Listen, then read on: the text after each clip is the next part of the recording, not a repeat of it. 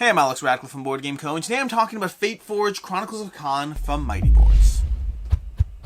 Now today this is not going to be a review, this can be much more of a first impressions, and we'll talk about the why, but primarily because I just don't know if I've seen enough of this to really dive into review, but I still will be giving opinions, just first impression style opinions based on what I've seen so far. This is a Kickstarter, we'll have a link to it down below, and you can check that out, links and all that, and prototype, everything you see here, rules, components, everything you see, all that stuff subject to change, and this is an experience in motion. The app is in motion, the app's gone through multiple iterations. This is, by the way, an app-driven game, just keep that in mind as well, but the app has gone through multiple iterations even since I've had my hands on it. The components, all prototypes, so very much a work in progress, which does have part of the whole first impressions aspect, but let's go ahead and dive into it, and I think the best way to dive into it is 3 seconds of overview, followed by me just starting this off. The 3 seconds of overview part, and it's going to be more than 3 seconds, is the fact that this is a story-driven game with episodes of combat in between. You're going to be going through a process of leveling up your characters, engaging in small little mini scenarios that will range in time, but the goal is to have a bit of a choose-your-own-adventure story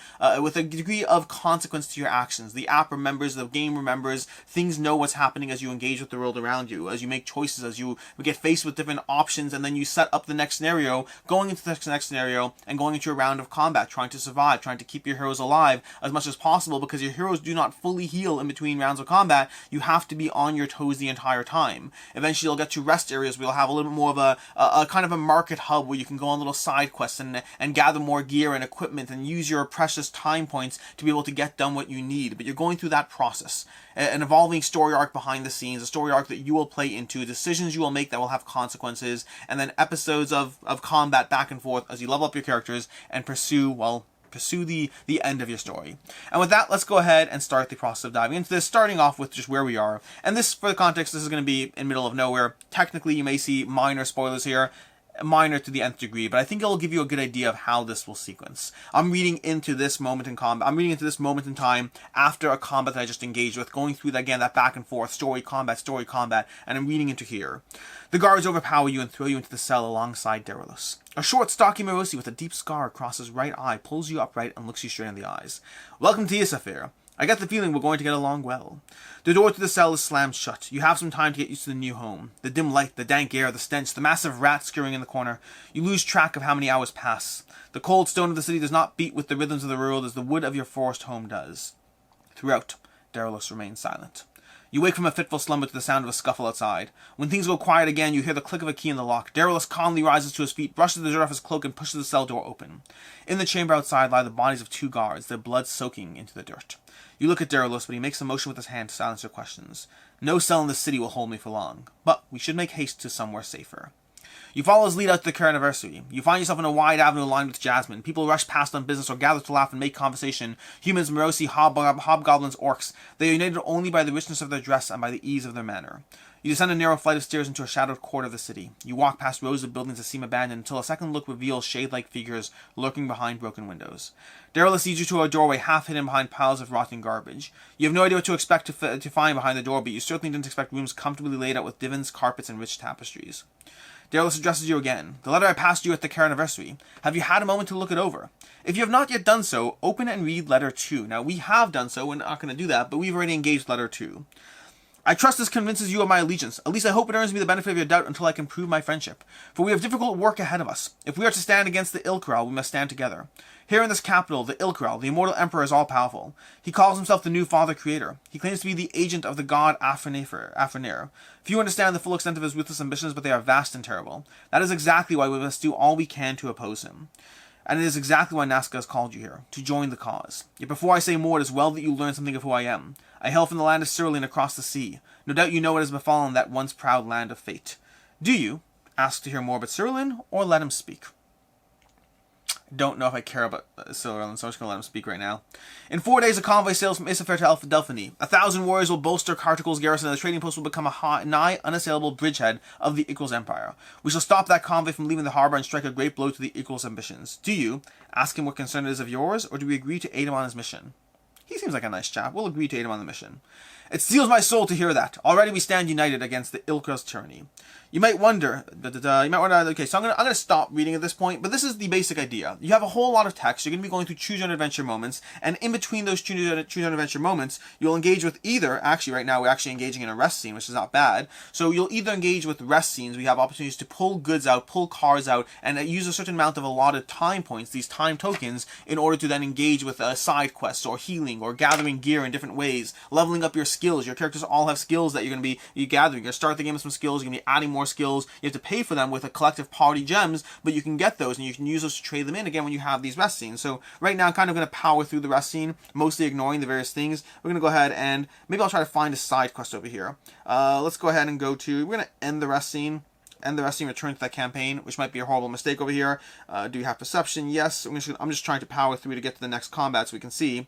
And here we go. Now we're ready for our combat. So basically, in the rest scenes, you may have side quests as well. So you may have more combats as you have these side quests that you're going through. You also have your main storyline. These side quests and storylines, you're generally choosing between either narrative text and story and choose your own adventure, or you're choosing between upgrading your characters and kind of maintenance stuff, healing, upgrading, things like that, or you're choosing side quests or main storylines that eventually result in these combats you see here before you. Over here, we have the idea of how a combat would be set up if you have one. You have the instructions over here that show you the various creatures, the various cards you're going to pull from this giant box full of cards. You're going to pull specific cards out. You're going to set them up. Once you grab the cards and potentially things like there's the objective card, which has the specific objective that you have for the scenario. Then you go to the next where you're going to go ahead and grab the layout over here where you'll have a specific layout that you're set up using the tiles. You have a giant stack of tiles over here and you'll set up a layout however you want. So you have something on the board as far as how this goes. Over here what we have right now is very different than that because I set it up differently because of the nature of trying to show you this game. From there you go to the special rules where in this case we have no special rules and then you go through a combat sequence.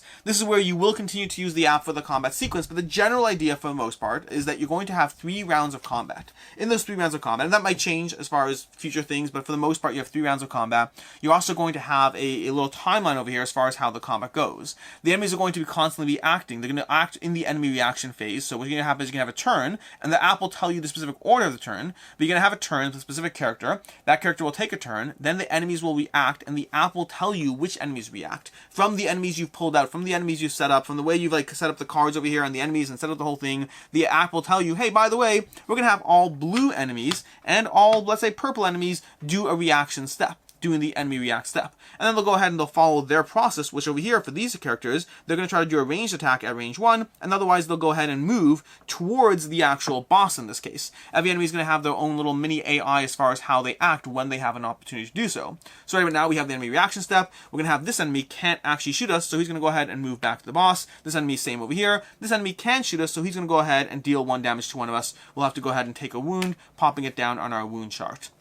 You're going to go through that sequence with enemies reacting if they're alive, and if the enemies are dead, you will tell the app, hey, those are all dead, and the app will choose other enemies to react. When it's done doing that, it's going to go back to us taking turns. At the end of the full cycle, all enemies act. So you're going through a process of you acting, enemies reacting somewhere in that process, and then all enemies acting as well. So you're always on your guard. You always need to be mindful of the specific cards in play, the specific ability text on all the cards, and how each enemy will act and what kind of threat they'll be. At the same time, you're trying to take your own actions on your turn, where you're going to be using these dice. They're going to go through a step over here where you roll your dice. All the players are going to roll the dice and use those dice to drive their actions. So for example, over here I have move action. This action over here can be used to trigger certain cards or effects. This can be an attack action, and we have a move action, and this is a null die over here. So you're trying to roll these dice to use them to trigger cards. In my case, for example, because of the fact that I have defensive stance over here, I can actually use that null die to turn it into a shield die to generate a shield which will help me stay alive across the course of combat. The next time an enemy attacks me, I can use that shield instead to avoid that. So a null die can even be a good thing if you have the right equipment and gear as you gather skills from your own private skill deck. You're going to have your own personal skill deck where you can level things up. This will be in between rounds. You'll have a choice as far as spending collective party gems to gather specific abilities that you'll have. Abilities that will let your character be significantly more intimidating and powerful. Maybe I want to use those nulls for attacking, a wild blow instead. You have those opportunities as far as how you level up your character. You'll also have other gear that you can gather across the course of the adventure. Gear that is not specific to a character, but gear that you can utilize to give you extra die results, extra abilities, extra anything in the game. And so you're going to be spending your dice to take your actions, trying to move around, trying to take out the enemies in this area, For the most part, the dice are your action economy when you're in a skirmish round, and then you also have the abilities to follow everything up, and characters also have their own abilities as well. Each character comes to play with their own special ability that they come to the table with. You're going to go through that sequence. You're going to go through a full round of combat trying to accomplish your goal. Maybe the goal is to take out the leader. Maybe the goal is to make your way somewhere and then return. Maybe your goal is to pick up something and then make your way out. There could be any number of goals as you go through these scenarios, and you're trying to figure out what the goal is and how to achieve that within 3 rounds. And then one of the things the game does that's interesting is they have the mechanic that at the end of 3 rounds, it kind of autoplays it. What that means is you accomplish what you need to do as far as getting out, but you might have to take damage along the way. You might be in a situation where you have to sit there and say, hey, you know what? We have to get back to the exit, but currently our guy's over here, and there's an exit tile over here. We have to get back here. The problem is there's enemies over here, so we have to take damage for moving through enemies. But it has a kind of system where even at the end of 3 rounds, the game semi-auto plays what's happening to get you out, but you will take damage along the way. Damage that is impactful because in between rounds, you only heal 1 energy and 1 damage, which means you need to ensure that you are taking as little damage as possible until you get to situations where you can use rest rounds or other opportunities to heal your character back up. And that is basically what's going on in Fateforge Chronicles of Kaan.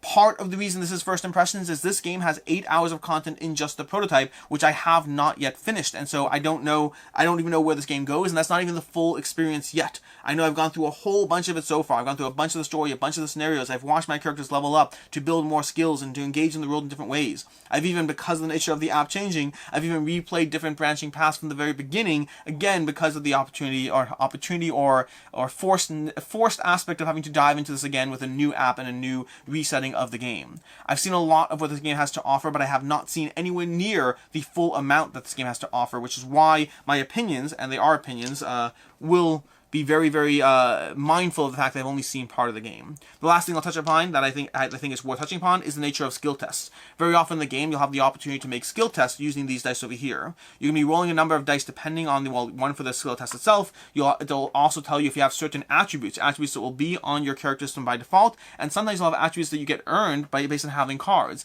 This defensive stance gives me resilience, which means we now have resilience in the party, which means sometimes you roll an extra die for that, and other times you roll an extra die because you expend an energy at the same time. Once you have those over there, you roll these, and the way you measure these up is this actually a good opportunity over here.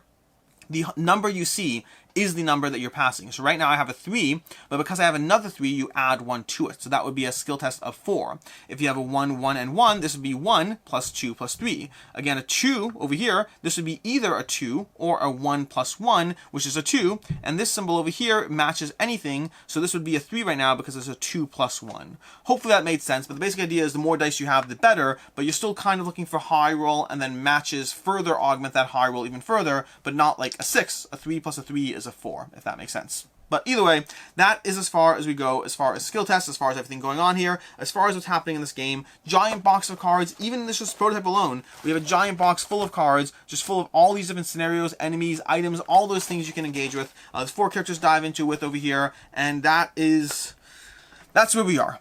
So, let's talk about this game. Let's go into it. Starting off with ease of play, which is actually excellent, by the way. The ease of play over here is excellent. The rulebook is very short and very clear to go through, and the app kind of guides you through things as well. It is a little bit frustrating in the sense that it does have that aspect of you kind of trying to learn the game while not fully learning the game, because the app's going to help guide you, and so you have pieces of information that are coming at you from different angles. But all that said, while I generally hate that concept when a game doesn't just give me the rulebook, I just want the rules. Give me the rules, teach me how to play. Don't give me this whole separate sections and learnings or whatever it is. But this game does do the separate section, and for a game that does so, I will say it was fairly easy to actually pick up and learn the game. A quick rulebook and quick setup gets you going fairly easy, all things considered. As far as what I like, don't like, all that stuff, this is going to drift from my usual format a bit because I'm kind of talking about different points in different ways, talking about my opinion and experience of the game, while where I'm hopeful it will go and what my concerns about it are. And I think that's the best way to phrase it. Hopeful where it'll go and concerns with it. Overall, Fateforge Chronicles of Kaan is a game that I've been enjoying going through. I've been playing it, I've played it both solo as well as with 2 other players, so I've had both a 1 and 3 player experience, the 1 player picking up where we left off so I can continue to dive into it with those characters and continue from where we left off. Controlling 3 characters is is fairly easy. I think instinctively I'd probably go with 2 for myself if I was just controlling solo, but this game plays well at 3. You're all involved in decisions, doesn't feel bogged down, it feels like you can make decision and agency, and the game has a few things going on. It has the story and it has the combat. And I'll address both of those separately because I think they do things differently in terms of the strengths of the game. The general arc of the game I enjoy. The general arc of having a story behind you, followed by both encounters, and then as well as that rest encounters with a degree of more agency and build-up, that general arc works fairly well. It gets you up and moving fairly quickly as far as just getting a degree of everything all wrapped in one. It's no different than having a Gloomhaven style scenario game where you have your scenario and you have story, you have all these things mixed in. This just does so in a way that kind of flows from one to the next. It doesn't really feel like there's a singular moment in time of a singular scenario. It just keeps on moving and keeps on moving as you go through story after story, as you have these encounters, as you make a trade in a back alley and someone hunts you down and now you're left with a new encounter, as you pass the letter off to someone else and now you're running down and someone's chasing you and you have another encounter. You have these opportunities and these encounters and these combats baked into the story of what you're doing, and it works fairly well. As far as the story itself is engaging in the story itself, while not necessarily, I don't know, I can't comment how well it's written. I mean, you heard the text I read through, you can judge for yourself over there. That is fairly indicative of how it overall is done. I will say that very quickly and very early on, it invested me in the backstory of what's going on. This is not just a story, this is not just a scenario and a bunch of fighting and all that stuff. It invested me in some sort of higher political arc of what's going on in the kingdom, with a lot of text, which may not be your thing. If you're looking for a pure mechanical driven game, I think this game is not as high as other mechanically driven games. Versus if you're looking for a game that weaves story and mechanics together, I think the story invests me already into what's going on, and then from there it's an issue of continuing forward and progressing and building up my characters and all that. And so I don't know how well it's written. It seems fine, I'm just not a great judge of that, but the actual story and the backstory did pull me into what is happening in the game.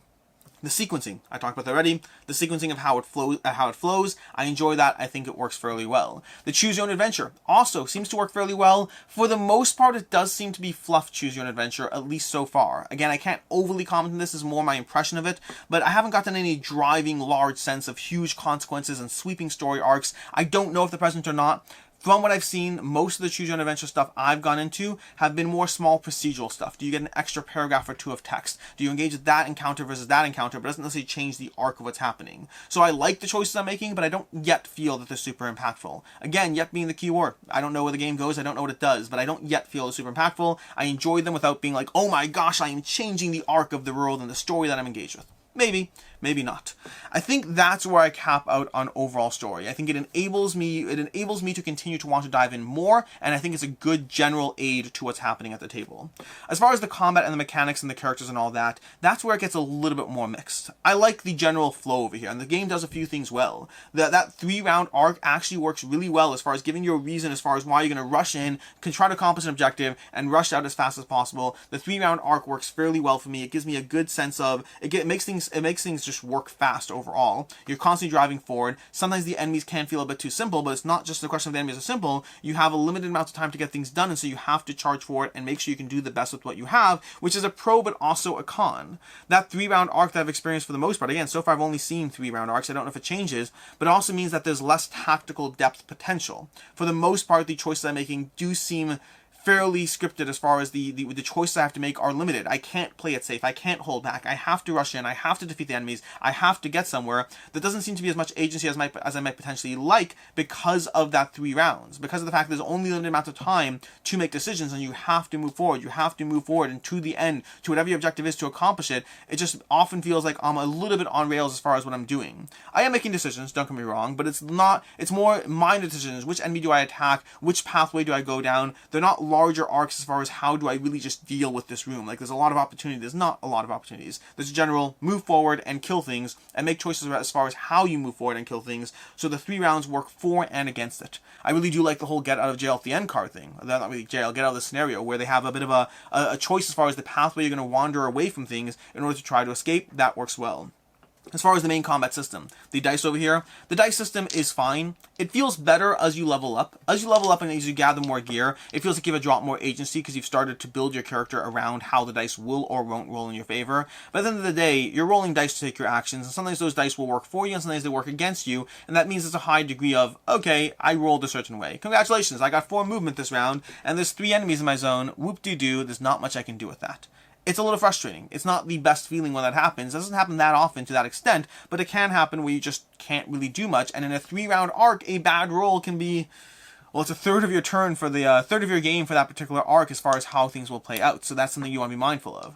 The character's skills and abilities. I like the character's abilities. I like the character's skills. I like leveling up the character. I like the peripheral items and goods you get from the general storyline to, again, augment and build your character. All of that is good. That's just more powers and abilities, and it gives you more depth to the choices you're making. I enjoy that a lot. I particularly enjoy the fact that you don't fully heal at the end of each scenario. It really adds a sense of danger to the game. Even if you get through a story, even if you get through a particular scenario, it doesn't matter that you won. It doesn't matter that you feel like you crushed it. If you walked through that and collectively your team is down 5 or 6 health, that's impactful. Some of the scenarios do feel a bit easier than they should at times, but that's okay because you're not looking at a single scenario as being the determining factor. You're looking at a chain of scenarios until the next heal point as being the determining factor. So you have to look at the larger picture. Individual scenarios could be a bit too easy. Larger picture of 3 or 4, it starts to get a bit higher, although this is where we get again to a concern, it still feels a bit too easy.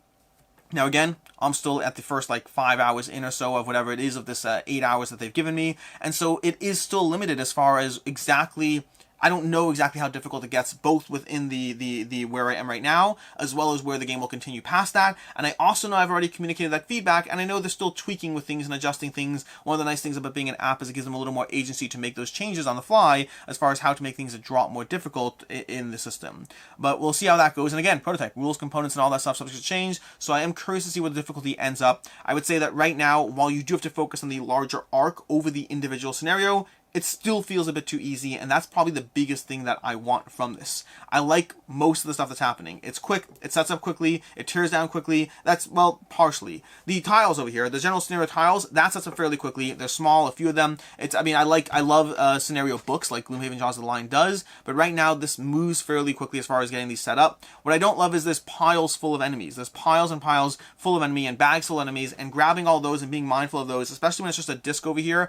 And this comes down to prototype as well. Right now I'm dealing with a prototype. I don't know the organization system. I definitely want this to be as easy to set up as possible, and while sometimes you're engaging with the same types of enemies and just switching up the cards, it could be a lot to, I'm curious to see how the setup does over time. Right now I think it was good at times, and sometimes it was a bit of a pain to gather new cards, new tiles, and new enemies for a combat that might last 25 minutes, and you might spend 6 or 7 minutes grabbing a bunch of stuff to go ahead and set that up. So mixed bag as far as the quick and fast setups, but overall the rest of the whole combat system falls on the lighter side because of the amount of choices you're making early game. It gets better and better as you level up. Still feels a bit too easy, but I could see it overall working and being overly enjoyable, and the whole death system is a lot of fun. When you effectively die, you basically take these harsher and harsher consequences that will permanently scar you forever. Spectral lights, whenever you do in test rolls, always count as one success. So you get these things that will help or hurt you as far as these different modifiers to who you are as a person. We have limbs of lead. You cannot be the first in player order. That's a big deal. This player, this rogue over here, for the rest of the game, currently has limbs of lead and can't be first in turn order, even though, granted, I accidentally did put them first over here, but they can't be first in turn order, and that these are cards that are not easy to get rid of. The occurrences to get rid of them are not frequent, and so you have to be mindful of that. So combat overall, again, overall positive, a little on the light side and a little too easy, but I'm curious to see where it goes. I had another thing that I was going to say that I completely forgot. Don't remember what it was going to be. Well then, anyways, moving on from there, the general rest sequences, I like the rest sequences. We have a little more agency as far as how you choose what you're going to do over there. That part's a lot of fun. And the overall, the card system they have, where they use the same tokens again and again, but they switch out the cards, that gives you a lot of variability with minimal extra setup. Again, I wonder what the actual final thing, are they going to be tokens, are they going to be miniatures, how are they going to handle all that? I don't know any of that. I'm curious to see how that plays out. Which I think brings me to overall semi-final thoughts. I can't really call it final thoughts because it very much feels like a prototype that's still in progress. But as far as final thoughts, and I remembered what I said. I remember what I wanted to say. Sorry about that. The last thing I want to touch upon, which is I think a bigger deal for me, is the biggest pain point I had for this game, was I liked this game a lot when I first played it. And then I put it away and brought it back out to play it again. And it was a bit much to pick up from where I left off. Now, this is a regular problem with any form of campaign game in general, and it's certainly more of a problem with a game that has an app that's in progress and constantly changing, and rules that are still being adjusted, and the components here are not set up to be a proper whatever. I hope this game comes with a really good save system when all is said and done, because for me, diving back into it and trying to figure out where everything was and where I left off was a bit of a pain. Jumping from one session to the next was something that I mean, again, it's a regular problem with all campaign games. I felt it was a bit harder here, although prototype, so take that into account. Which brings us to final thoughts on this one, and Fateforge Chronicles of Kaan is a solid game, even where I am so far, and we'll see where it actually ends up. It's a solid game that I've enjoyed playing, but it's one that does so far drift on the lighter side mechanically speaking, at least from what I'm seeing so far when I'm gauging. I don't feel there's a huge sense of challenge in it. I'm enjoying the progression, I'm enjoying the scenarios, I'm enjoying the story, I'm enjoying all those things, but I do want something that's a drop more challenging. I might see that as it comes out. This goes back to the whole hopes and concerns about the game. I like the game system, I want to feel challenged. I like this puzzle. When we were playing through this puzzle, trying to survive, it felt rewarding at times, and then at other times it felt like you had a 3-round timer and there wasn't a lot of choice, and the things were just like you're just doing what you had to do. There are different. I want this to be a challenge. I want the game to give me the game that it's giving me, but with the additional challenge. I also hope there's a good streamlined setup and save system, because that will be the other thing. Overall, I like what it's doing. I think it's doing it well. I think it's giving you a good combination of story, of mechanics, of campaign. It does well at multiple player counts, gives you a lot of ways to level up and progress your character. It is an overall solid game with a good story that invests you in what's going on, that I just want it to be a drop more challenging as I go through it, but that's where we are with Fateforge Chronicles of Kaan. I'll have a link to the Kickstarter down below.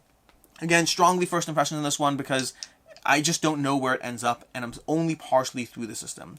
But it's one that, if you like this style of game, I think this is another one that may well be up your alley. In any case, then until next time, I'm Alex Radcliffe from Board Game Co., and I hope you have a good one.